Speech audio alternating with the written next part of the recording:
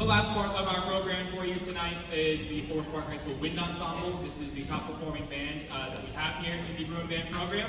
I'm very excited. Primarily upperclassmen are in this ensemble, ones who have had the most experience on their instrument, the ones who have proven themselves to be the most dedicated band students to improving their own musicianship. So I'm very excited to present their set list for you tonight. We'll stop and chat about a few things along the way, but I'm much of the time, and we're already over our record from last year, so we're going to move this along pretty quickly. Okay. So starting off this last part of our program, please enjoy this arrangement of music from How to Train Your Dragon, because that live action's coming out soon, and I'm really excited about that personally. And this was also an addition that we had to our Tiny Tots set list that we held right back from spring break. For those of you who do not know, Tiny Tots is a fundraiser that we host every year, and we had an incredibly successful Tiny Tots season a few weeks ago. We raised several $1,000s for the Department of Music here at Forest Park, and this is one of the tunes that we added. We only played a part of it on that program though, so you're going to get to hear the whole thing today. So please enjoy music from How to Train Your Dragon.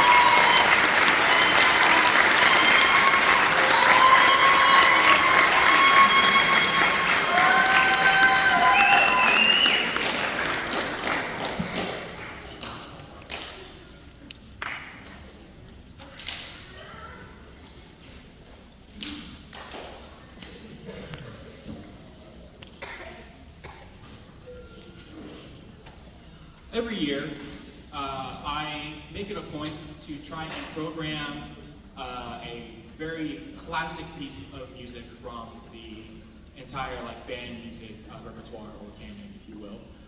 The past two years, I should say, on the spring concert, we have done the English folk song suite by Rick Vaughan Williams. And we did the first two movements 2 years ago. We did the third movement last year. And so what we're bringing you today is the unofficial fourth movement from that whole concert suite.